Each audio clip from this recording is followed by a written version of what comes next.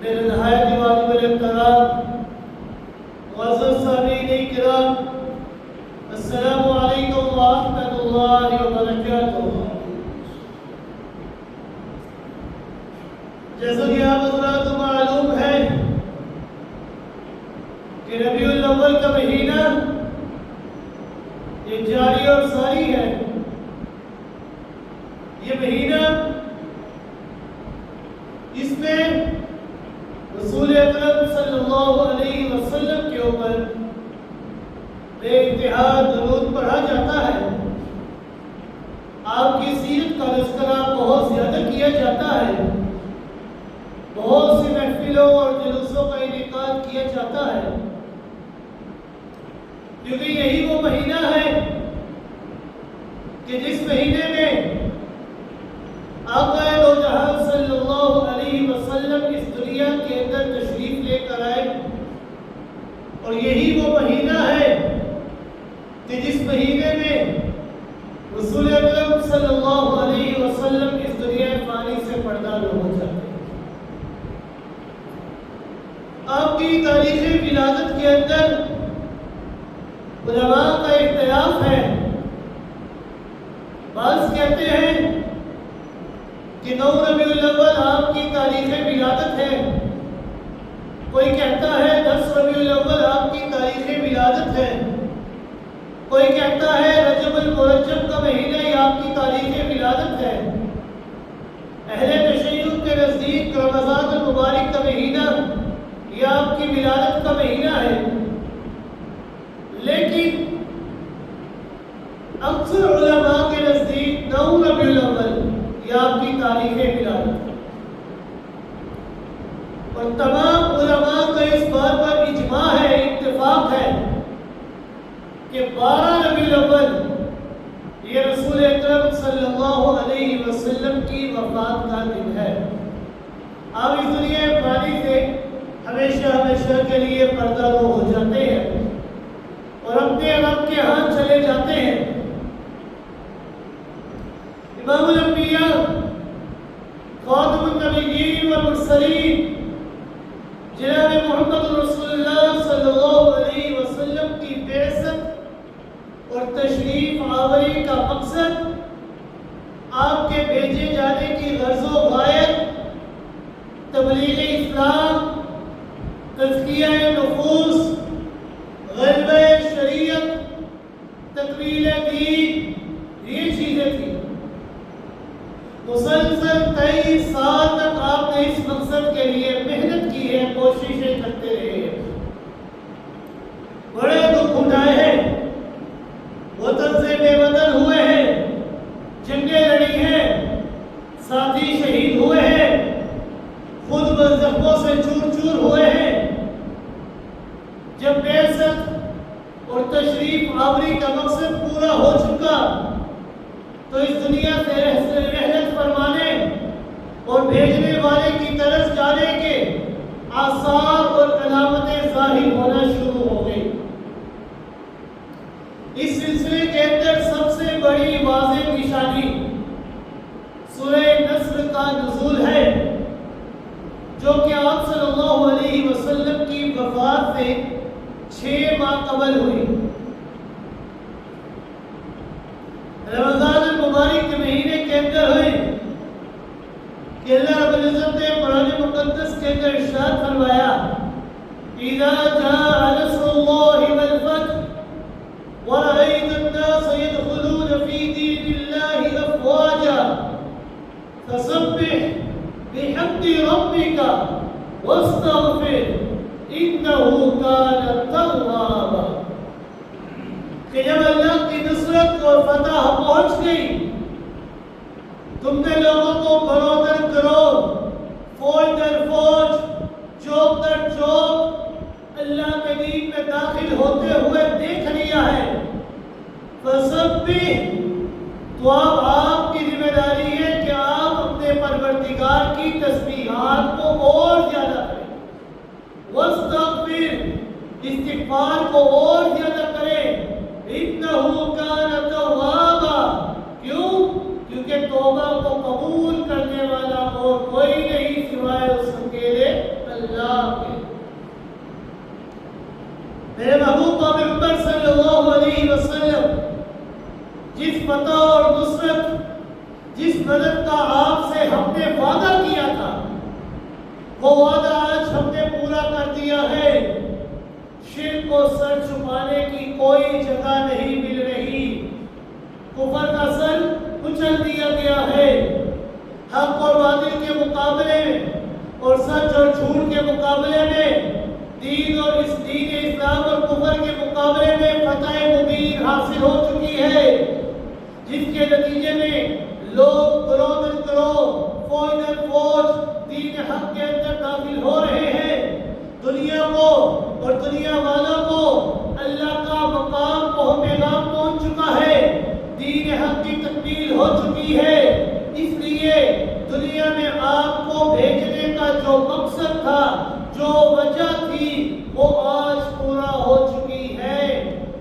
جو کام آپ کے ذمہ لگایا گیا تھا، آپ نے وہ کام احسن طریقے سے پورا کر دیا ہے۔ اب دنیا میں رہنے کا آپ کا کوئی مقصد، کوئی فائدہ نہیں رہا۔ لہذا جس نے بھیجا ہے اب اس کی طرف جانے کی تیاری کیجئے۔ تیاری کیا کرنی ہے؟ فَسَبِّحْ بِحَمْدِ رَبِّكَ وَاسْتَغْفِرْ۔ آپ پہلے بھی تسبیحات پڑھتے رہے ہیں، آپ پہلے بھی استغفار کرتے رہے ہیں، لیکن اب آپ کا کام یہ ہے کہ آپ نے اس سے زیادہ اپنے رب کی تسبیحات کو، استغفار کو کرنا ہے۔ کیوں؟ کیونکہ آپ کے بعثت کا مقصد اب پورا ہو چکا ہے۔ اب آپ اپنے رب کی طرف جانے کی تیاری کیجیے اور اپنے رب کی تسبیحات کو بیان کریں، تعریفیں بیان کریں، استغفار کرتے رہیں۔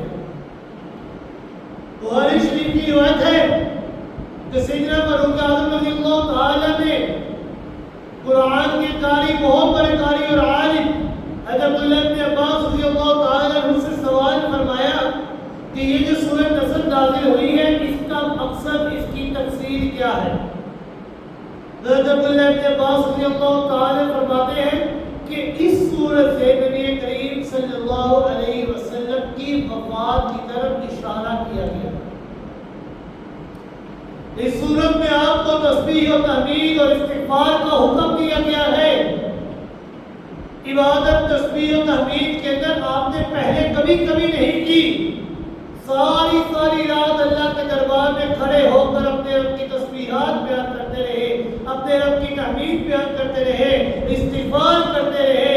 مگر سورہ نصر کے نزول کے بعد اس عبادت اور ریاضت کے اندر اور اضافے کا اللہ نے حکم دیا کہ جو ذمہ داری آپ پہ تھی آپ نے وہ پوری کر دی ہے۔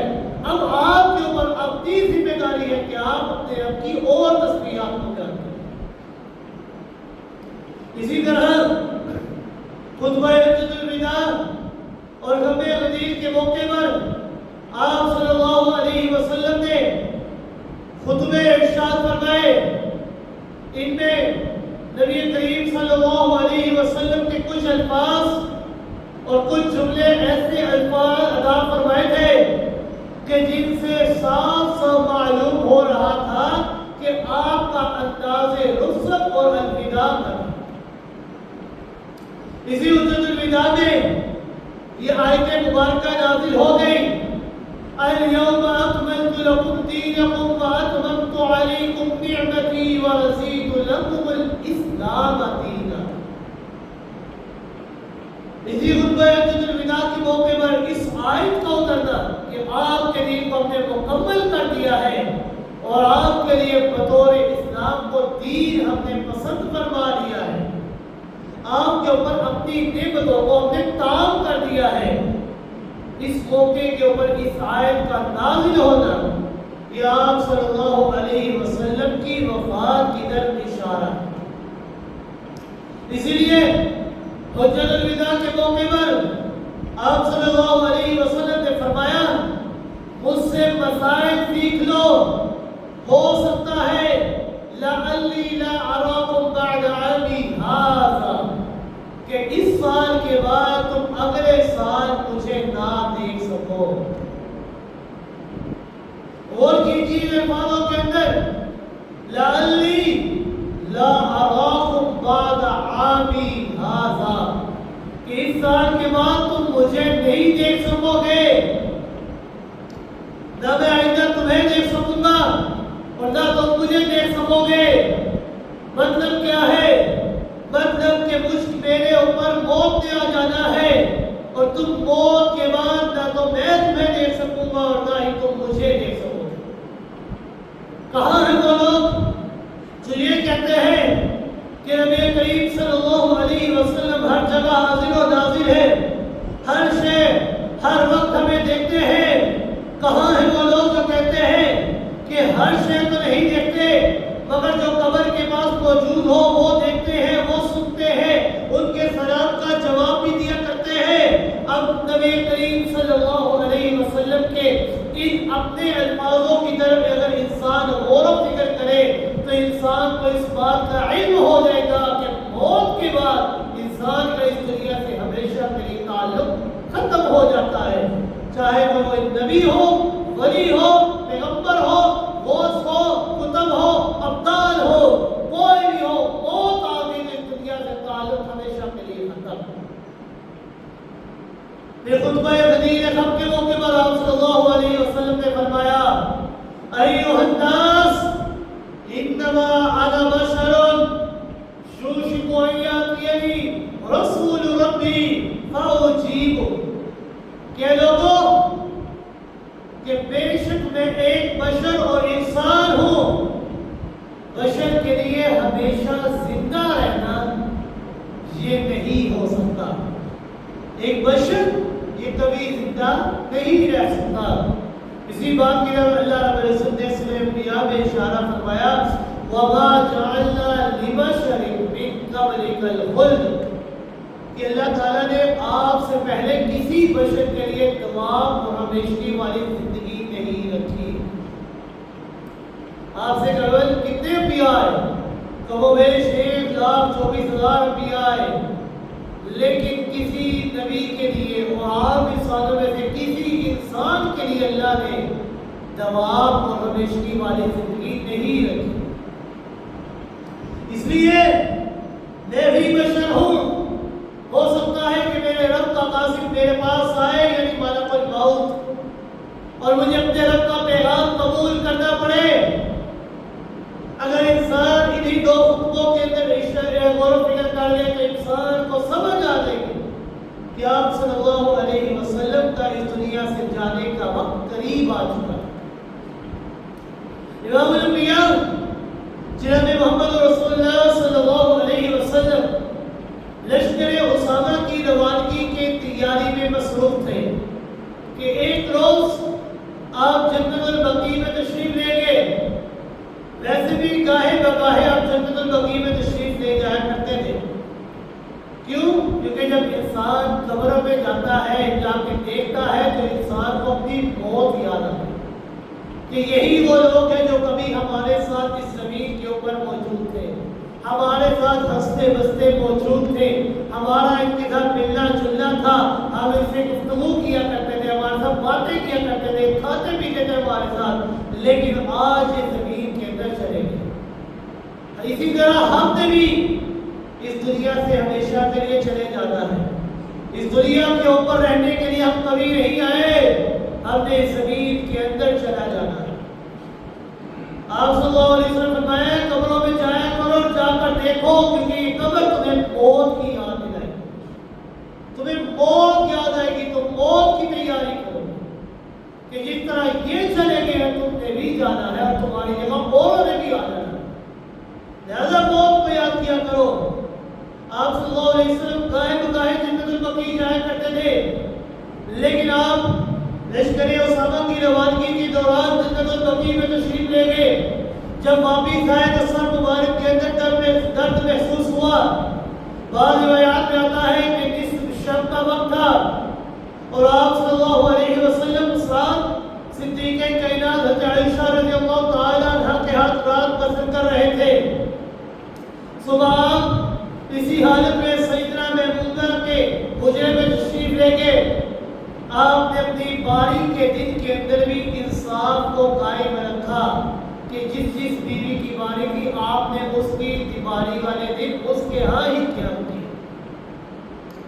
آپ صلی اللہ علیہ وسلم نمازوں کی امامت فرماتے رہے، ازواج مطہرات کی جو باریاں آپ نے مقرر فرما رکھی تھی ان میں ذرا برابر بھی فرق نہیں آیا، مگر آپ ہر روز یہ پوچھتے تھے کہ کل کس کی باری کا دن ہے، میں کل کہاں رہوں گا۔ سیدہ فاطمہ الزہرا رضی اللہ تعالی عنہا آپ صلی اللہ علیہ وسلم کی منشا کو سمجھ چکی تھی اور امہات المؤمنین نے فرمایا کہ امام الانبیاء جناب محمد رسول اللہ صلی اللہ علیہ وسلم نے دوسری الفاظ سے یہ پوچھنا چاہتے تھے کہ میں اب صدیقہ کائنات کے ہاں رہنا چاہتا ہوں۔ بعد بیان آتا ہے کہ آپ نے خود ازواج مطہرات سے فرمایا، لیکن صاف الفاظوں میں نہیں فرمایا بلکہ کنایت فرمایا کہ کل کس کی باری کا دن ہے، میں کل کہاں رہوں گا، کنایت فرمایا۔ اور تمام ازواج مطہرات نے اپنی باری والے دن بھی صدیقہ کائنات کو دے دی، کیونکہ وہ یہ بات جان چکی تھی کہ آپ صدیقہ کائنات کے ہاں رہنے کو زیادہ پسند فرما رہے ہیں۔ آپ صلی اللہ علیہ وسلم صدیقہ کائنات عائشہ رضی اللہ تعالی عنہ کے حجرے میں اپنے آخری لمحات تک کے لیے بلکہ قیامت تک کے لیے تشریف لے کر آ چکے، قیامت تک کے لیے تشریف لے کر آ چکے۔ جب نبی کریم صلی اللہ علیہ وسلم کو حضرت علی اور حسین عباس رضی اللہ تعالی عنہ نے سہارا دے کر سیدہ عائشہ رضی اللہ تعالی عنہ کے حجرے میں پہنچایا تو اس وقت بیماری اور مرض سے مکمل طور پر آپ کو گھیرے ہوئے لے لیا، بیماری نے اپنے پنجے مکمل طور پر آپ کے نکار لیے تھے۔ چنانچہ سیدنا فاروق اعظم رضی اللہ تعالی حضرت ابو سعید خدری رضی اللہ تعالی اور کئی صحابہ کرام یہاں تک کہا کرتے تھے کہ آپ کا جسم اطہر بخار سے اس طرح تپ رہا تھا کہ اگر کوئی انسان آپ کے وجود کو ہاتھ بھی لگاتا تو زیادہ دیر ہاتھ نہ رکھ سکتا، بلکہ اتنی توجہ تھی کہ فوراً ہاتھ پیچھے کر دے۔ اس لیے تو آپ صلی اللہ علیہ وسلم نے فرمایا کہ عبداللہ بن مسعود کہ مجھے عام انسان کی طرح بخار نہیں بلکہ دو آدمیوں کی طرح بخار چڑھتا ہے۔ ایک عام انسان کو جتنا بخار چڑھتا ہے مجھے اتنا بخار نہیں بلکہ دو آدمیوں میں جتنا بخار چڑھتا ہے۔ جس کے قبضے قدرت میں میری جان ہے، آپ صلی اللہ علیہ وسلم نے فرمایا کہ جب بھی کسی مسلمان کو کوئی تکلیف پہنچتی ہے تو اللہ تعالیٰ اس تکلیف کے بدلے میں مسلمان کی گناہوں کو اس طرح معاف فرما دیتے ہیں کہ جس طرح پتجھڑ کے موسم میں درخت کے پتے گرا کرتے ہیں۔ تو یہ جو بخار والی تکلیف ہے اس میں بھی انسان کی گناہ جھڑا کرتے ہیں۔ اس لیے تو نے فرمایا کہ اس بخار کو برا بھلا نہ کام کرو، یہ تمہارے گناہوں کو ختم کرنے کے لیے بھی آتا ہے۔ ایک روز آپ صلی اللہ علیہ وسلم نے سیدہ عائشہ رضی اللہ تعالی عنہ سے فرمایا کہ اے عائشہ مجھے یہ اسی زہر کا اثر لگتا ہے کہ جو خیبر کے موقع پر مجھے دیا گیا تھا۔ ایک یہودی عورت نے کھانے میں مجھے پلا کر دیا تھا، آج اس زہر کا اثر مجھے اپنے اوپر میں مجھے محسوس ہو رہا ہے۔ اللہ تعالیٰ اپنے محبوب جناب محمد رسول اللہ صلی اللہ علیہ وسلم کو بہت سارے خصائل، بہت سارے اوصاف اور خوبیوں اور کمالات سے نواز ہوئے۔ سید الانبیاء جناب محمد رسول اللہ صلی اللہ علیہ وسلم کو بے انتہا کمالات سے نوازا، سید الانبیاء بھی بنایا، خاتم النبیین بھی بنایا، امام المرسلین بھی بنایا، شفیع المذنبین بھی بنایا، رحمت للعالمین بھی بنایا، محبوب رب العالمین بھی بنایا، صاحب قرآن ہونے کا شرف سے بھی نوازا، صاحب معراج ہونے کا شرف بھی عطا فرمایا۔ اب اللہ تعالیٰ اپنے محبوب پیغمبر کو شہادت کے رتبے سے بھی نوازنا چاہتے تھے، اسی لیے آپ نے فرمایا کہ یہ مجھے اسی زہر کا اثر لگ رہا ہے کہ جو اس یہودی عورت نے مجھے خیبر کے موقع پر دیا تھا۔ حضرت عائشہ رضی اللہ تعالی عنہ فرماتی ہے کہ آپ صلی اللہ علیہ وسلم اپنی بیماری کے وقت کی دعا کیا کرتے تھے اللهم اغفر لي وارحمني والحقني بالرفيق الاعلى کہ میرے اللہ میری مغفرت فرما، میرے اوپر رحم کر اور مجھے رفیق اعلیٰ سے ملا دے۔ ام المؤمنین صدیقہ کائنات حضرت عائشہ رضی اللہ تعالی عنہا فرماتی ہے کہ جب آپ نے اس طرح دعا کرنا شروع فرما دی تو میں سمجھ چکی تھی کہ نبی کریم صلی اللہ علیہ وسلم اس دنیا کو چھوڑ کر آخرت کو پسند کر چکے ہیں اور اب آپ ہم سے جلد رخصت فرما دیں۔ لیکن آپ صلی اللہ علیہ وسلم نے شدت مرض کے اندر بھی نماز کو نہیں چھوڑا۔ نماز سے آپ کو اتنا لگاؤ، اتنی محبت تھی کہ آپ نے اپنی شدت مرض کے اندر بھی نماز کو نہیں چھوڑا۔ انتہائی کمزور اور تھکاہٹ آپ کے اوپر آ چکی تھی، لیکن آپ پھر بھی نماز کے لیے مسجد میں تشریف لے کر جایا کرتے تھے۔ دو صحابہ کرام کے سہارے کے ذریعے آپ مسجد میں جایا کرتے تھے۔ آپ کو نماز سے اتنا لگاؤ، اتنی محبت تھی کہ آپ نے پھر بھی نماز کو نہیں چھوڑا۔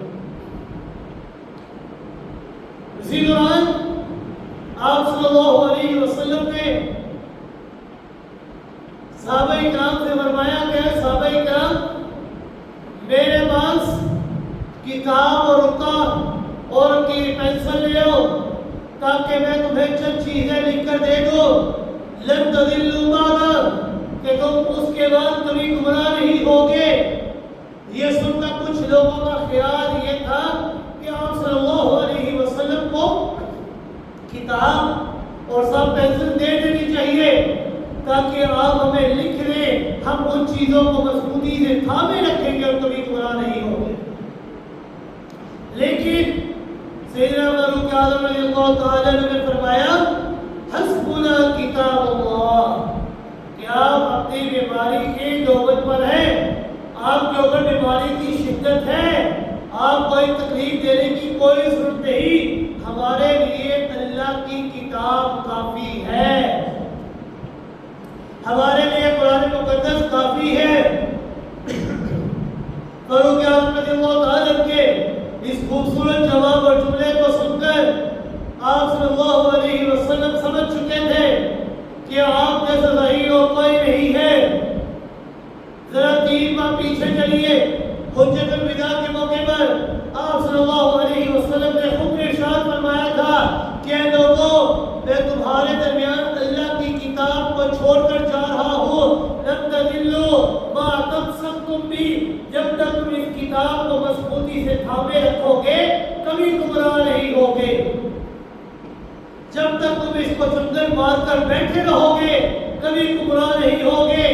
آج اپنی وفات سے 4 دن قبل رحمت کائنات صلی اللہ علیہ وسلم امتحان لینا چاہتے تھے کہ ان لوگوں کو حجۃ الوداع کے موقع پر میری یہ نصیحتیں، میری وصیتیں یاد ہے یا بھول گئی ہے؟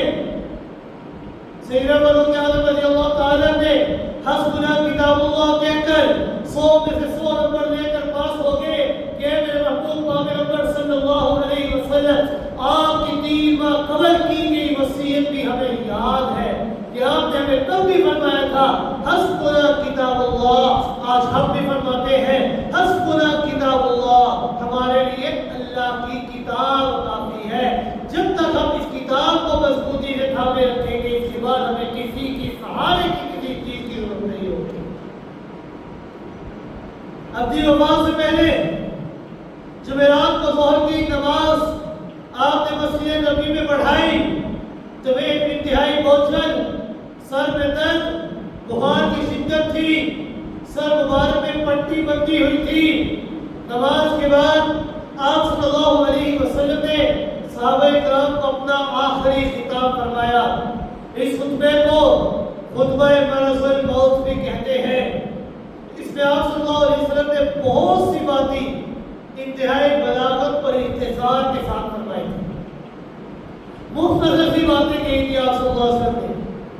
اسی خطبے میں آپ صلی اللہ علیہ وسلم نے فرمایا ان اللہ خیر عبدا بین الدنیا والآخرہ، کہ اللہ رب العزت نے ایک بندے کو اختیار دیا ہے کہ کہ وہ دنیا میں رہنا چاہتا ہے یا آخرت میں جانا چاہتا ہے.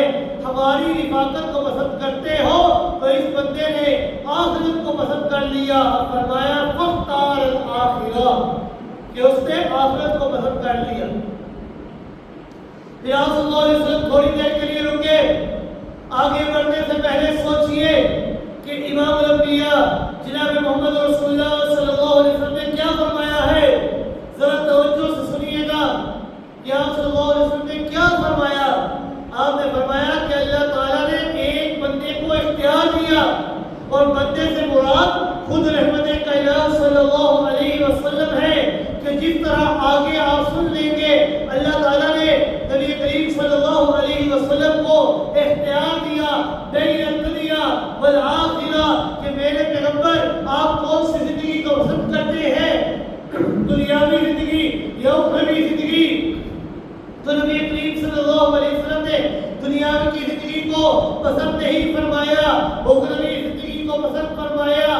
اور آج ہم بھی یہ کہتے ہیں کہ نبی کریم صلی اللہ علیہ وسلم کے لیے وہی زندگی مانتے ہیں اور پسند کرتے ہیں جو خود نبی کریم صلی اللہ علیہ وسلم نے پسند فرمائی ہے. کہ نبی کریم صلی اللہ علیہ وسلم نے آخرت کی زندگی کو پسند فرمایا ہے, دنیا کی زندگی کو پسند نہیں فرمایا. آپ صلی اللہ علیہ وسلم فرمایا ان اللہ خیر عبدا بین الدنیا والآخرہ.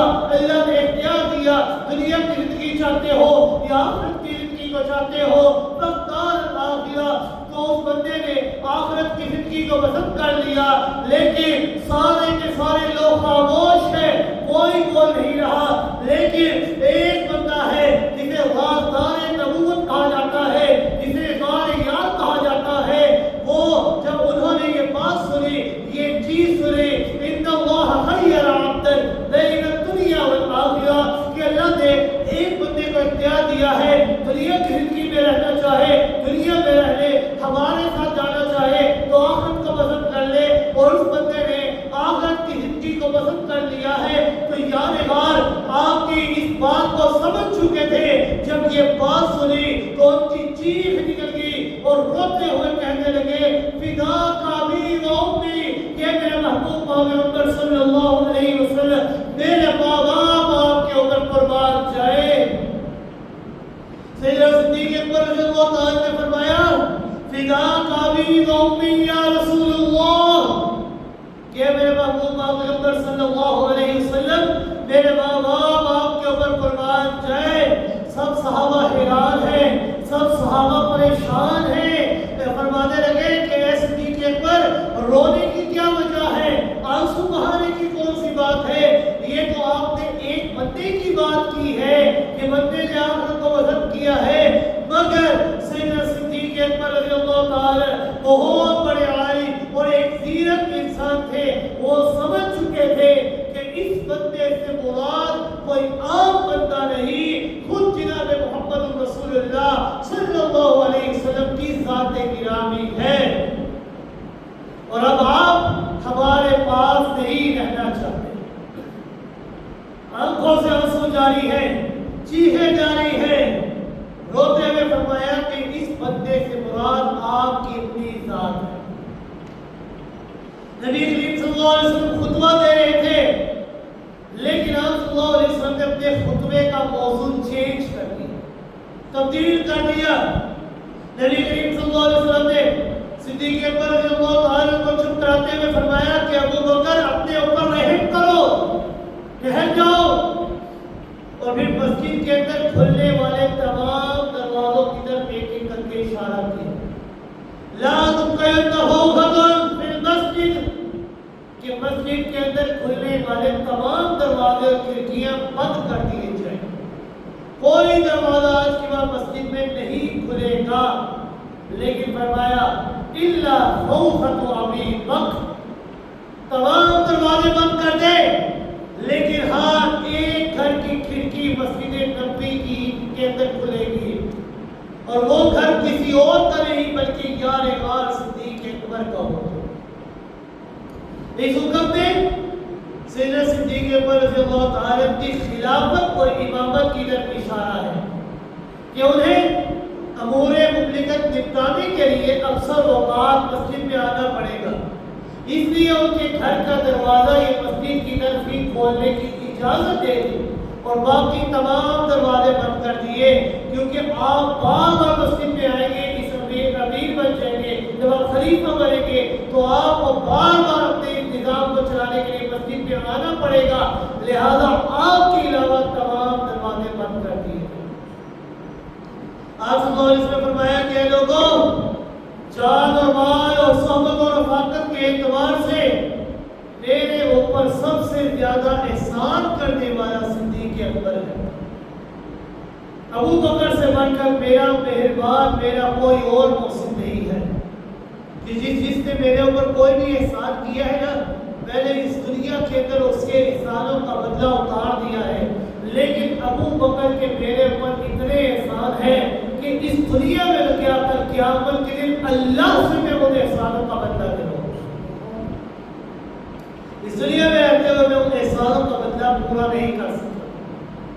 اور پھر فرمایا لو كنت متخذا خليلي سوى الله واتخذت ابا بکر خلیلی، کہ اگر اللہ کے سوا خلیل بنانے کی اجازت مجھے ہوتی نا تو میں صدیق اکبر کو اپنا خلیل، اپنا دوست، اپنا محبوب بنا لوں،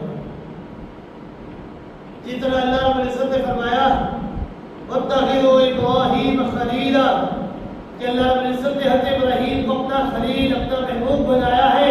خلیل ایک ہی ہوا کرتا ہے۔ آپ صلی اللہ علیہ وسلم نے فرمایا کہ میرا خلیل میرا اللہ ہے، اگر رب کے سوا مجھے کسی اور کی اجازت ہوتی تو میں صدیق اکبر کو اپنا خلیل بنا لیتا۔ غرض ہے کہ نبی کریم صلی اللہ علیہ وسلم نے اپنی حیات طیبہ کے آخری خطبے میں سیدنا صدیق اکبر رضی اللہ تعالیٰ کے فضائل اور ان کے مناقب و کمالات اور اوصاف بیان فرمائے کہ جن میں کوئی دوسرا صحابی ان کا کوئی شریک نہیں، تاکہ لوگوں کے سامنے ان کی فضیلت واضح ہو جائے کہ میرے بعد خلیفہ بننے کا حقدار اور کوئی نہیں بلکہ صدیق اکبر۔ اسی خطبے کے اندر آپ صلی اللہ علیہ وسلم نے قبر پرستی سے منع فرمایا، فرمایا لعن اللہ اليہود والنصارى اتخذوا قبور انبیائہم مساجدا، کہ اللہ رب العزت نے یہودیوں اور عیسائیوں کے اوپر لعنت کی ہے۔ کیوں؟ کیونکہ انہوں نے اپنے انبیاء کی قبروں کو مساجد بنا لیا ہے، عبادت کا بنا لیا۔ آپ صلی اللہ علیہ وسلم نے اپنی باتوں کو جاری کرتے ہوئے فرمایا اللہم لا تجعل قبری مسجدا یعبد، کہ اللہ میری قبر کو بت نہ بنانا۔ ذرا غور فرمائیے گا کہ آپ صلی اللہ علیہ وسلم نے فرمایا کہ میری قبر کو بت نہ بنانا۔ یا رسول اللہ صلی اللہ علیہ وسلم، کیا قبر بھی بت بنتی ہے؟ کیا قبر بھی بت بن سکتی ہے؟ فرمایا ہاں، کبھی کبھار قبر بھی بت بن جایا کرتی ہے۔ فرمایا صحابہ کرام نے یا رسول اللہ قبر کب بت بنا کرتی ہے؟ آپ صلی اللہ علیہ وسلم نے فرمایا یعبد، کہ جس قبر کی عبادت شروع ہو جائے، جس قبر کی پوجا پاٹ شروع ہو جائے، وہ قبر نہیں رہتی بلکہ بت بن جایا کرتی ہے۔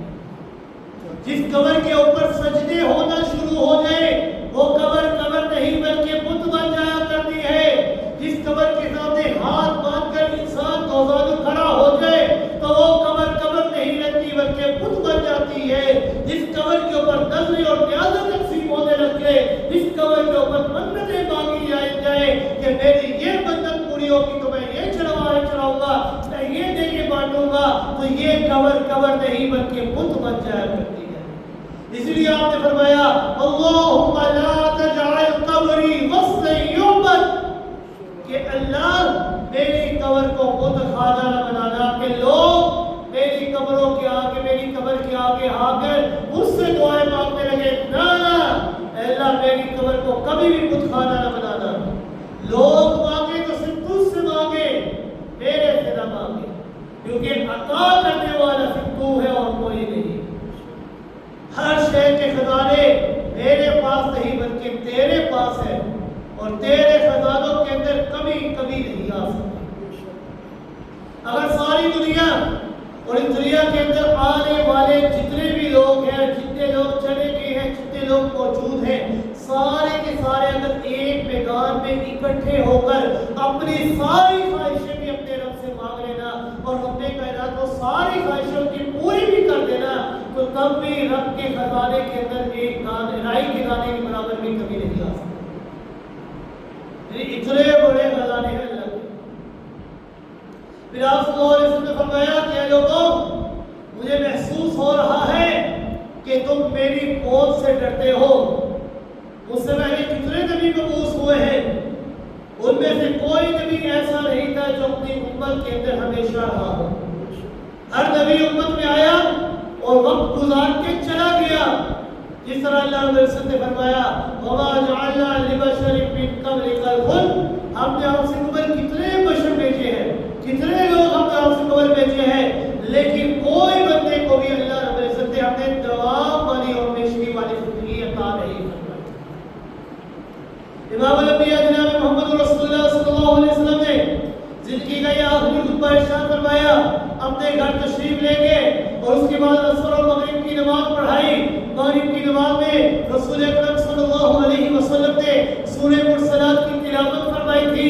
عشاء کی نماز کے وقت آپ کی طبیعت اچانک خراب ہوگی، آپ کی ورزشی طاری ہوگی، وہاں پر اٹھتے بیدار ہوتے، وضو کرنے کی کوشش کرتے، لیکن غشی کھا کر بے ہوش ہو جاتے۔ آپ صلی اللہ علیہ وسلم جب ہوش میں آئے، صحابہ کرام سے پوچھا کہ صحابہ کرام کیا نماز پڑھ لی ہے؟ اصل الناس، کیا لوگوں نے نماز پڑھ لی ہے؟ صحابہ کرام نے فرمایا لا یا رسول اللہ وہم ینتظرون، نہیں اللہ کے رسول صلی اللہ علیہ وسلم ابھی وہ آپ کا انتظار کر رہے ہیں۔ پھر پانی کا ڈول پوایا، وضو کرنے کی کوشش کی، لیکن بے ہوش ہو گئے، دوبارہ ہوش میں آئے، پھر فرمایا بتایا گیا کہ ابھی بھی انتظار کر رہے ہیں۔ تو آپ صلی اللہ علیہ وسلم نے اپنی اسی حالت کے اندر ارشاد فرمایا مروا ابا بکر فلیصلی بالناس، یہ لوگوں صدیق اکبر سے کہو کہ میری جگہ مصلی امامت کے اوپر کھڑے ہو کر لوگوں کی امامت کر رہا ہے۔ ام المؤمنین صدیقہ کائنات حضرت عائشہ رضی اللہ تعالیٰ عنہا نے جب یہ بات سنی نا، بیٹی تھی، اپنے باپ کی کیفیت کو جانتی تھی، اپنے باپ کے دل کو بیٹی سے بڑھ کر کون جان سکتا ہے۔ حضرت عائشہ فرماتی ہے کہ اللہ کے رسول صلی اللہ علیہ وسلم میرے باپ کا دل بڑا کمزور ہے، وہ بڑے رقیق القلب ہے، بڑے نرم دل کے مالک ہے، وہ آپ کی جگہ کے اوپر کبھی کھڑے نہیں ہو سکیں گے، لہذا آپ سیدنا فاروق اعظم رضی اللہ تعالیٰ کو حکم دے، وہ بڑے سخت دل کے مالک ہے، وہ آپ کی جگہ پر کھڑے ہو کر امامت کروا لے۔ لیکن آپ صلی اللہ علیہ وسلم نے فرمایا نہیں، مروا ابا بکر فلیصلی بالناس، ابو بکر سے ہی کہو کہ وہ میری جگہ پر کھڑے ہو کر امامت کروائے۔ صدیق اکبر نے آپ صلی اللہ علیہ وسلم کے مصلی کے اوپر کھڑے ہو کر امامت کروائی۔ یہ آپ صلی اللہ علیہ وسلم صدیق اکبر رضی اللہ تعالیٰ کا امامت کروانا آپ کی حیات طیبہ کے اندر یہ آپ کی خلافت اور امامت کی طرف اشارہ ہے کہ آپ صلی اللہ علیہ وسلم کے بعد اگر کوئی خلیفہ بننے کا حقدار ہے تو وہ اور کوئی نہیں بلکہ سیدنا صدیق اکبر رضی اللہ تعالیٰ۔ ان کی کھڑکی مسجد نبوی کے اندر کھلی رہی، انہوں نے آپ کی حیات طیبہ کے اندر مصلی امامت کے اوپر کھڑے ہو کر امامت کروائی۔ یہ ساری چیزیں آپ کی امامت کی طرف، آپ کے خلیفہ ہونے کی طرف اشارہ ہے۔ رحمت کائنات صلی اللہ علیہ وسلم کی ایک روز طویل سرا سمری، ہفتے کا روز تھا یا اتوار کا روز تھا کہ آپ صلی اللہ علیہ وسلم دو صحابہ کرام کے سہارے سے مسجد نبوی میں تشریف لائے، نماز جاری تھی، سیدنا صدیق اکبر رضی اللہ تعالیٰ امامت کروا رہے تھے کہ سیدنا صدیق اکبر رضی اللہ تعالیٰ کو جب محسوس ہوا کہ آپ صلی اللہ علیہ وسلم تشریف لا چکے ہیں تو وہ مصلی سے پیچھے ہٹنے لگے، لیکن آپ صلی اللہ علیہ وسلم نے فرمایا کہ صدیق اکبر رضی اللہ تعالیٰ اپنی جگہ پر کھڑے رہو، مکان امامت، اپنی جگہ پر کھڑے رہو، امامت کرواؤ۔ لیکن سیدنا صدیق اکبر رضی اللہ تعالیٰ پیچھے ہٹ گئے کہ نہیں، میں نہیں، آپ کروائیں گے۔ آپ صلی اللہ علیہ وسلم سیدنا صدیق اکبر رضی اللہ تعالیٰ کی دائیں جانب کھڑے ہو گئے، لیکن آپ کی طبیعت کے اندر ذرا کمزوری تھی، آواز کمزور تھی، تو مکبر آپ کے سیدنا صدیق اکبر بن گئے۔ آپ امامت کرواتے رہے، تکبیرات سیدنا صدیق اکبر رضی اللہ تعالیٰ کہتے ہیں آپ نے جہاں سے نماز پڑھی سیدنا آپ صلی اللہ علیہ وسلم نے وہیں سے نماز کو شروع کروایا. جب امامت مکمل کر کے آپ صلی اللہ علیہ وسلم پیچھے ہٹے, آپ صلی اللہ علیہ وسلم نے پوچھا کہ صدیق اکبر رضی اللہ تعالیٰ جب میں نے آپ سے فرمایا تو مکان ابا بکر اپنی جگہ پر کھڑے رہو تو آپ پیچھے کیوں ہٹے, آپ پیچھے کیوں آئے ہیں؟ جب میں نے آپ کو حکم دیا تھا کہ آپ امامت کروائیں میں پیچھے ہی میں مقتدی کروں گا تو آپ پیچھے کیوں آئے ہیں؟ تو سیدنا صدیق اکبر رضی اللہ تعالیٰ چونکہ سچے عاشق رسول کہنے لگے یا رسول اللہ صلی اللہ علیہ وسلم ابو قحافہ کے بیٹے کی یہ جرأت کیسے ہو سکتی ہے کہ آپ کی موجودگی میں وہ نماز پڑھائے؟ نہیں, ابو قحافہ کے بیٹے کی یہ جرأت کبھی نہیں ہو سکتی کہ آپ کی موجودگی میں امامت کروں, یہ کبھی نہیں ہو سکتا. اور جو لوگ یہ کہتے ہیں کہ آپ صلی اللہ علیہ وسلم اس دنیا کے اندر موجود ہیں, ہر جگہ حاضر و ناظر ہیں, تو ان کے لیے یہ لمحہ فکریہ ہے کہ آپ کی موجودگی میں جب سیدنا صدیق اکبر امامت نہیں کروا سکے تو تم کس طرح مصلی کے اوپر کھڑے ہو کر امامت کرواؤ؟ کہ جب آپ ہر جگہ حاضر و ناظر ہیں اور وہ موجود ہے تم امامت کروا رہے ہیں, کیسے ہو سکتا ہے؟ جب وہ سچا عاشق رسول صدیق اکبر وہ نہیں کروا سکے تو تم کیوں کروا رہے ہیں؟ کیا وہ آپ سے زیادہ محبت کرنے والے ہیں, کیا وہ زیادہ عاشق رسول ہیں یا تم زیادہ عاشق رسول؟ حیات اقبال کا آخری دن آپ صلی اللہ علیہ وسلم سے بات کریں تھا کہ آپ کی طبیعت کے اندر ذرا بہتری آئی. آپ صلی اللہ علیہ وسلم نے جب صحابہ اکرام کو دیکھا کہ آپ صلی اللہ علیہ وسلم صحابہ اکرام کی جماعت کو دیکھتے ہیں کہ فجر کی نماز ہو رہی ہے, سیدنا صدیق اکبر رضی اللہ تعالیٰ امامت کروا رہے ہیں, صحابہ اکرام مقتدی ہیں, تو آپ کا رخ انور مسکرانے لگا, آپ مسکرانے لگے. صحابہ اکرام نے اپنی پلکوں سے دیکھا تو آپ کا چہرہ یوں محسوس ہوا گویا کہ قرآن کی اوراق ہے. آپ کے چہرے کی روشنی کو دیکھ کر صحابہ اکرام قریب تک اپنی نمازوں کو توڑ دیتے. سیدنا صدیق اکبر اپنی امامت کو چھوڑ دیتے, لیکن آپ صلی اللہ علیہ وسلم نے اشارہ کیا کہ اپنی نماز کو پورا کرو اور حجرے کے پردے کو نیچے کر دیا. آپ صلی اللہ علیہ وسلم نے سیدہ فاطمہ رضی اللہ تعالی عنہا سے چند باتیں کہی. آپ کی طبیعت خراب ہوئی تو آپ صلی اللہ علیہ وسلم نے سیدہ فاطمہ رضی اللہ تعالی عنہا کے ایک کان کے اندر سرگوشی کی.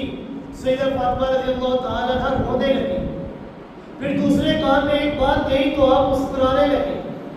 جب آپ صلی اللہ علیہ وسلم دنیا فانی سے پردہ روح ہو گئے, صدیقہ کائنات حضرت عائشہ رضی اللہ تعالی عنہ نے فرمایا کہ اے فاطمہ, آپ صلی اللہ علیہ وسلم نے آپ کے کانوں میں ایسی کون سی بات کہی تھی کہ آپ پہلے رونے لگی اور پھر مسکرانے لگی؟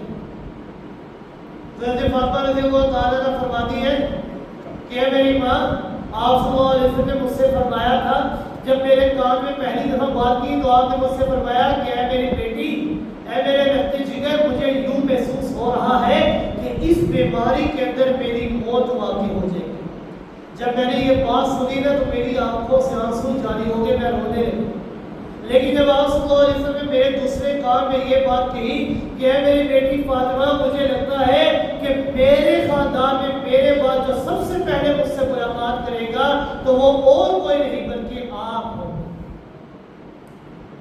اب ذرا یہاں پر ذرا سوچئے گا, حضرت فاطمہ رضی اللہ تعالی عنہ کی قبر کہاں پر ہے؟ جنت البقیع کے اندر. اور آپ صلی اللہ علیہ وسلم کی قبر مبارک کہاں پر ہے؟ حجرہ عائشہ کے اندر. کیا آپ صلی اللہ علیہ وسلم کی ملاقات اور حضرت عائشہ کی ملاقات, حضرت فاطمہ کی ملاقات اس دنیا کے اندر ہوئی؟ حالانکہ دونوں کے وجود مختلف جگہوں کے اندر ہے, کوئی ملاقات نہیں ہوئی. جو لوگ یہ کہتے ہیں کہ آپ اپنی دنیا کے اندر ابھی قبر مبارک کے اندر زندہ ہیں, ان کے لیے لمحہ فکرہ ہے کہ آپ نے فرمایا کہ میری ملاقات سب سے پہلے آپ سے ہوگی, تو اس کا مطلب یہ تھا کہ اس دنیا کے اندر نہیں بلکہ عالم برزخ کے اندر میری اور آپ کی ملاقات سب سے پہلے. کیونکہ جب موت واقع ہو جائے تو موت کے بعد انسان کا اس دنیا سے ہمیشہ کے لیے تعلق ختم ہو جاتا ہے. انسان کا اس دنیا سے تعلق ہمیشہ ہمیشہ کے لیے ختم ہو جاتا ہے. آپ کی طبیعت مبارک اور بے خراب ہونا شروع ہو گئی.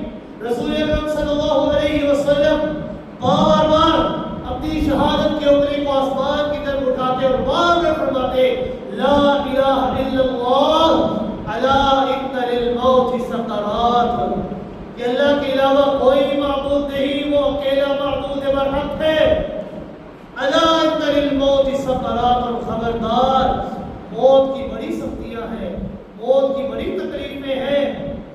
آپ صلی اللہ علیہ وسلم کا یہ جملے کہنا یہ اس بات کی طرف اشارہ ہے کہ میں رحمت للعالمین ہوں، میں محبوب رب العالمین ہوں، میں خاتم النبیین، امام المرسلین، شفیع المذنبین، ساقی کوثر، شافی محشر ہوں۔ یہ سارے مقامات میرے پاس ہیں، لیکن اتنا مقام اور مرتبہ میرے پاس ہونے کے باوجود موت کی سختیاں میرے اوپر آ رہی ہیں، تو ہم انسان کہاں پر ہوں گے؟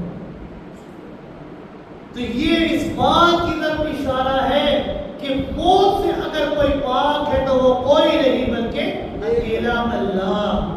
اسی لیے اللہ نے فرمایا کل من علیہا فان ویبقى وجہ ربک ذو الجلال والاکرام، ہر شے نے فنا ہو جانا ہے۔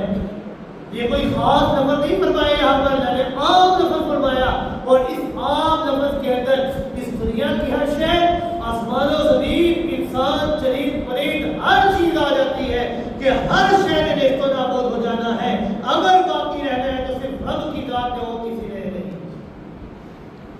آپ صلی اللہ علیہ وسلم نے انتقال سے تھوڑی دیر پہلے ام المؤمنین صدیقہ کائنات حضرت عائشہ رضی اللہ تعالی عنہا کی بھائی حضرت عبد الرحمن رضی اللہ تعالی نزال کرسی کے لیے آئے تو ان کے ہاتھوں میں مسواک تھی۔ نبی کریم صلی اللہ علیہ وسلم مسواک کے اوپر نظر جما کر بیٹھے ہوئے۔ ام المؤمنین حضرت عائشہ رضی اللہ تعالی عنہا سمجھ چکی تھی کہ آپ صلی اللہ علیہ وسلم مسواک چاہتے ہیں، مسواک کرنا چاہتے تھے۔ تو ام المؤمنین کہتی ہے کہ یا رسول اللہ صلی اللہ علیہ وسلم کیا آپ مسواک کرنا چاہتے ہیں؟ تو آپ صلی اللہ علیہ وسلم فرمایا کہ جی ہاں۔ تو ام المؤمنین حضرت عائشہ رضی اللہ تعالی عنہا نے ان کی کمزوری کی وجہ سے مسواک کو اپنے دندان سے چبا کر نرم کر کے آپ کو دیا، اور حضرت عائشہ رضی اللہ تعالی عنہا فرماتی ہے کہ اللہ رب العزت نے مجھے یہ شرف عطا فرمایا ہے کہ آپ کے انتقال، آپ کی وفات سے قبل میرے لعاب کو آپ کے لعاب سے اللہ نے ملا دیا، کہ میں نے مسواک کو چبا کر آپ کو دیا۔ آخری وصیت ام المؤمنین صدیقہ کائنات حضرت عائشہ رضی اللہ تعالی عنہا کے سینے سے، بلکہ ان کی گود کے اوپر سر رکھ کر آپ صلی اللہ علیہ وسلم لیٹے ہوئے تھے، اور فرماتے تھے کہ آپ کے لب انتہائی خشک ہو گئے، آپ کے لب اتنے کمزور ہو چکے تھے کہ آپ بول رہے تھے لیکن آواز نہیں آ رہی۔ آپ صلی اللہ علیہ وسلم بار بار یہ فرما رہے تھے لعن اللہ اليہود والنصارى اتخذوا قبور انبیائہم مساجد، کہ اللہ میری قبر کو کبھی بھی بت خانہ نہ بنانا۔ اللہ نے یہودی اور عیسائیوں کے اوپر لعنت اس لیے کی ہے کہ انہوں نے اپنے انبیاء کی قبروں کو عبادت کا بنا لیا، ان کو معبود بنا لیا، لہذا آپ بار بار اللہ سے یہی دعا کیا کرتے تھے کہ اللہ میری قبر کو کبھی بھی بت خانہ نہ بنا۔ نبی کریم صلی اللہ علیہ وسلم کا سر مبارک حضرت عائشہ رضی اللہ تعالی عنہا کی گود میں تھا، جبریل امین تشریف لائے، ملک الموت وہ بھی ان کے ہمراہ تھے، لیکن حجرے کے باہر کھڑے تھے، حجرے کے اندر نہیں آئے۔ یعنی اتنا ادب تھا آپ صلی اللہ علیہ وسلم کا کہ ملک الموت ابھی حجرے کے اندر نہیں آئے، جبریل امین آئے، عرض کرنے لگے یا رسول اللہ صلی اللہ علیہ وسلم ملک الموت حجرے کے باہر کھڑے ہیں، اندر آنے کی اجازت طلب کر رہے ہیں۔ یعنی کتنا مقام اللہ نے آپ کو عطا فرمایا کہ ملک الموت بھی اندر آنے کی اجازت طلب کر رہا ہے، اور آپ سے پوچھنا چاہتا ہے کہ یا رسول اللہ صلی اللہ علیہ وسلم آپ اس دنیا کے اندر رہنا چاہتے ہیں یا اپنے رفیق اعلیٰ سے ملنا چاہتے ہیں؟ امام الانبیاء جناب محمد رسول اللہ صلی اللہ علیہ وسلم جبریل امین سے پوچھتے ہیں کہ اوپر کیا حال ہے، اللہ کی کیا چاہت ہے، اللہ کی کیا منشا ہے؟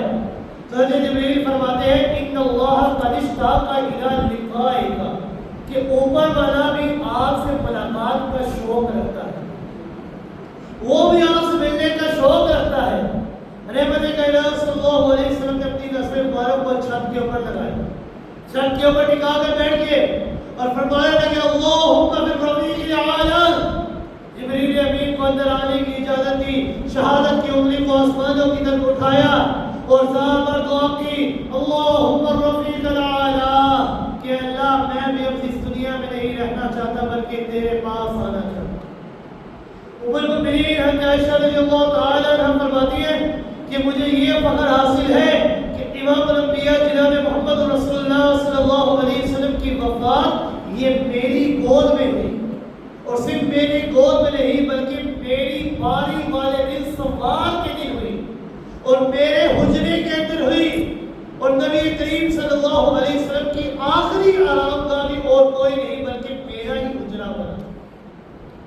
اب آپ قیامت تک کے لیے حجرہ عائشہ کے اندر آ چکے ہیں. جس طرح پہلے میں نے بیان کیا کہ تمام ازواج مطہرات نے اپنی باریوں کو ختم کر کے آپ صلی اللہ علیہ وسلم کو اجازت دے دی کہ آپ حجرہ عائشہ کے اندر اب ہمیشہ رہ سکتے ہیں. تو آپ صلی اللہ علیہ وسلم حجرہ عائشہ کے اندر تشریف لے کر آئے، صرف اس دنیا تک کے لیے نہیں بلکہ قیامت تک کے لیے. آپ قیامت تک کے لیے حجرہ عائشہ کے اندر تشریف لا چکے ہیں. حضرت عائشہ رضی اللہ تعالیٰ عنہ فرماتی ہے کہ جب آپ صلی اللہ علیہ وسلم کا وجود مبارک سے ان کی روح پرواز ہوئی تو آپ کے وجود اطہر سے اتنی خوشبو نکلی، ایک ایسی خوشبو نکلی تھی کہ جو اس سے قبل یہ خوشبو میں نے کبھی اپنی زندگی میں نہیں سنی. یعنی اتنی اعلیٰ اتنی عمدہ خوشبو میں نے آپ سے اس سے قبل کبھی نہیں سنی. صحابہ کرام نے جب یہ بات سنی کہ آپ صلی اللہ علیہ وسلم دنیا میں فانی سے پردہ ہو چکے ہیں تو صحابہ کرام بار بار اپنی موت کی تمنا کرتے ہیں، بار بار یہ کہتے رہے کہ اللہ ہمیں نابینا کر دے، ہمیں ان آنکھوں کا اب کیا فائدہ کہ ہم اپنے آقا دو جہان کو نہ دیکھ سکیں، تو ان آنکھوں کا ہمیں کیا فائدہ. سیدنا فاروق اعظم رضی اللہ تعالیٰ جن کے متعلق صدیق کائنات نے فرمایا کہ وہ سخت دل کے مالک ہیں، جب انہوں نے یہ بات سنی تو وہ بھی برداشت نہ کر سکے، اپنی دیان سے تلوار کو باہر کر کے کھڑا کر دیا کہ جو بندہ یہ دعویٰ کرے کہ آپ صلی اللہ علیہ وسلم دنیا کو چھوڑ کر چلے جا چکے ہیں میں اس کا سر تک سے جدا کر دوں. صدیق اکبر رضی اللہ تعالیٰ ان کو اللہ رب العزت نے استقامت عطا فرمائی. جب سیدنا صدیق اکبر رضی اللہ تعالیٰ مسجد سے گزر کر حجرہ عائشہ میں تشریف لے کر آئے، سیدنا فاروق اعظم کی حالت دیکھی، صحابہ کرام کی گفتگو کو سنا، آپ نے کسی سے کوئی بات نہیں کی بلکہ آپ صلی اللہ علیہ وسلم کے بعد تشریف لے کر آئے. آپ صلی اللہ علیہ وسلم کے اوپر وجود اطہر کے اوپر سفید چادر تھی جس چادر سے آپ کا چہرہ انور ڈھکا ہوا تھا. سیدنا صدیق اکبر رضی اللہ تعالیٰ نے اس چہرے کو اس چادر کو پیچھے کیا، روح انور کو دیکھا اور دیکھتے ہی یقین ہو گیا کہ امام الانبیاء جناب محمد رسول اللہ صلی اللہ علیہ وسلم اس دنیا فانی کو چھوڑ کر ہمیشہ ہمیشہ کے لیے ہم سے جدا ہو چکے ہیں. مگر سیدنا صدیق اکبر رضی اللہ تعالیٰ نے اپنے اوپر قابو رکھا. یہ رازدار نبوت ہے، یہ یار غار ہے، اس نے ہجرت کی رات آپ کو اپنے کندھوں کے اوپر سوار کیا ہے، اس نے نبوت کے اوپر سب کچھ قربان کر دیا ہے. اسے سب سے زیادہ دکھ ہونا چاہیے تھا، لیکن آج ابو بکر نے اتنے بڑے صدمے کے اوپر اپنے حواس پر قابو رکھا، بڑی جرأت اور برداشت کے ساتھ اسے برداشت کیا. آج ابو بکر کی استقامت یہ پہاڑ کی طرح مضبوط ہو چکی تھی. انہوں نے نبی کریم صلی اللہ علیہ وسلم کے چہرے انور سے چادر کو ہٹایا، پیشانی مبارک کا بوسہ دیا اور فرمایا واہ خلیلہ ہو، واہ حبیبہ ہو، ہائے میرے جانی دوست، اے میرے ساتھی. اور پھر وہی کھڑے کھڑے فرمانے لگے واللہ لا یجمع اللہ علیک موتتین، کہ اللہ کی قسم اللہ رب العزت آپ کے اوپر کبھی بھی دو موتیں اکٹھے نہیں کریں گے. آج ہم اس دنیا فانی سے ہمیشہ ہمیشہ کے لیے پردہ ہو چکے ہیں. آپ کی تحیم و تبتا میتا، آپ کی زندگی بھی بڑی حسین اور آپ کی وفات بھی بڑی حسین. آپ اس دنیا فانی کو ہمیشہ ہمیشہ کے لیے چھوڑ کر جا چکے ہیں. سیدنا صدیق اکبر رضی اللہ تعالیٰ حجرہ عائشہ سے باہر تشریف لے کر آئے. حضرت عمر رضی اللہ تعالیٰ کو خطاب کرتے ہوئے فرمایا علی رسلک یا عمر، کہ اے عمر اپنی جگہ پر بیٹھ جاؤ، ٹھہر جاؤ، خاموش ہو جاؤ اور میری بات کو سنو. لیکن وہ کسی کی بات کو سننے کے لیے تیار نہیں تھے. آپ سیدنا صدیق اکبر رضی اللہ تعالی منبر نبوی پر تشریف لائے تو سب صحابہ کرام سیدنا فاروق اعظم کو چھوڑ کر رازدار نبوت کے گرد جمع ہو گئے. سیدنا صدیق اکبر کے گرد جمع ہو گئے. سیدنا صدیق اکبر رضی اللہ تعالی نے خطبہ ارشاد فرمایا, اللہ کی حمد و ثنا بیان فرمائی, آپ صلی اللہ علیہ وسلم کی ذات گرامی کے اوپر تحفہ صلاۃ و سلام پیش کیا اور بعد میں فرمایا من کان منکم یعبد محمدا فإن محمدا قد مات ومن کان منکم یعبد رب محمد فإن اللہ حی لا یموت. کہ لوگوں جو کوئی تم میں سے محمد رسول اللہ صلی اللہ علیہ وسلم کی عبادت کرتا تھا تو وہ سن لے کہ ان کے اوپر موت آ چکی ہے, وہ دنیا فانی سے ہمیشہ ہمیشہ کے لیے جا چکے ہیں. وَمَنْ كَانَ مِنْكُمْ يَعْبُدُ رَبَّ مُحَمَّدٍ, اور جو کوئی تم میں سے محمد کے رب کی عبادت کرتا ہے تو وہ بھی میری بات کو کان کھول کر سن لے. فَإِنَّ اللَّهَ حَيٌّ لَا يَمُوتُ, کہ وہ ایسا زندہ ہے کہ جس کے اوپر کبھی موت نے نہیں آنا, کہ وہ عبادت کے لائق ہے کہ جس کے اوپر کبھی موت نے نہیں آنا, اور وہ اور کوئی نہیں بلکہ اکیلے اللہ کی ذات ہے. سیدنا صدیق اکبر رضی اللہ تعالی نے یہ فرمایا اور سیدنا فاروق اعظم رضی اللہ تعالی کو روکدار الفاظ میں فرمایا, اجلس یا عمر, اے عمر اپنی جگہ پر بیٹھ جاؤ اور میری بات کو سنو. اور قرآن مقدس کی چند آیات کی تلاوت فرمائی. فرمانے لگے وما محمد الا رسول قد خلت من قبله الرسل افإن مات أو قتل انقلبتم على أعقابكم ومن ينقلب على عقبيه فلن يضر الله شيئا وسيجزي الله الشاكرين. دوسری آیت کی تلاوت فرمائی انك ميت وإنهم ميتون. تیسری آیت کی تلاوت فرمائی وما محمد الا رسول قد خلت من قبله الرسل وامه صدیقہ. یہ چند آیات کی تلاوت فرمائی. سیدنا فاروق اعظم رضی اللہ تعالی فرماتے ہیں کہ میں نے جب صدیق اکبر کی لسان سے زبان سے ان آیات کی تلاوت سنی نا تو مجھے یوں محسوس ہو رہا تھا کہ گویا کہ یہ آیات آج ابھی اسی وقت اتر رہی ہے, کہ وہ بار بار یہ فرما رہے تھے کہ آپ صلی اللہ علیہ وسلم اس دنیا فانی کو ہمیشہ ہمیشہ کے لیے چھوڑ کر جا چکے, ان کے اوپر موت آ چکی ہے. آپ نے اس دنیا کی زندگی کو ترجیح نہیں دی بلکہ آخرت کی زندگی کو ترجیح دی, کیونکہ رب کائنات کا فرمان ہے بل تؤثرون الحیات الدنیا والآخرۃ خیر وابقیٰ, کہ لوگ دنیا کی زندگی کو ترجیح دیتے ہوں گے لیکن ان کو اس بات کا علم نہیں ہے والآخرۃ خیر وابقیٰ, کہ آخرت کی زندگی وہ بہتر ہے اور ہمیشہ رہنے والی. پھر آپ صلی اللہ علیہ وسلم کی تجہیز و تکفین کی گئی, آپ صلی اللہ علیہ وسلم کی قبر مبارک کھودی گئی, آپ صلی اللہ علیہ وسلم کے جنازے پڑھے گئے. چونکہ حجرہ عائشہ کے اندر زیادہ لوگ نہیں جا سکتے تھے, 10 صحابہ اکرام کر کے جاتے رہے اور آپ کا جنازہ پڑھتے رہے. جنازے کی امامت نہیں ہوئی, 10 صحابہ اکرام جاتے رہے اور اپنی اپنی نماز پڑھتے رہے. آپ صلی اللہ علیہ وسلم سوار کے روز اس دنیا فانی کو ہمیشہ ہمیشہ کے لیے چھوڑ کر گئے. آپ صلی اللہ علیہ وسلم کی وفات قریب یہ احادیث سے اور علماء کا اس بات کا اجماع ہے, اتفاق ہے کہ 12 ربیع الاول یہ آپ صلی اللہ علیہ وسلم کی وفات کا دن ہے. تاریخ ولادت کے اندر اختلاف ہے علماء کا, کوئی کہتا ہے کہ 9 ربیع الاول آپ کی ولادت کا دن ہے, کوئی کہتا ہے کہ 10 ربیع الاول آپ کی ولادت کا دن ہے, کوئی کہتا ہے کہ رمضان المبارک کے اندر آپ کی تاریخ ولادت ہے, کوئی کہتا ہے کہ آپ رجب المرجب کے مہینے کے اندر پیدا ہوئے. تاریخ ولادت کے اندر اختلاف ہے لیکن وفات کے اندر کوئی اختلاف نہیں. امت کی تمام علماء کا اس بات پر اجماع ہے کہ 12 یہ آپ کی وفات کا دن ہے. لیکن آج لوگوں نے اس کو الٹ کر دیا ہے, 12 ربیع الاول کو تاریخ ولادت بنا دیا.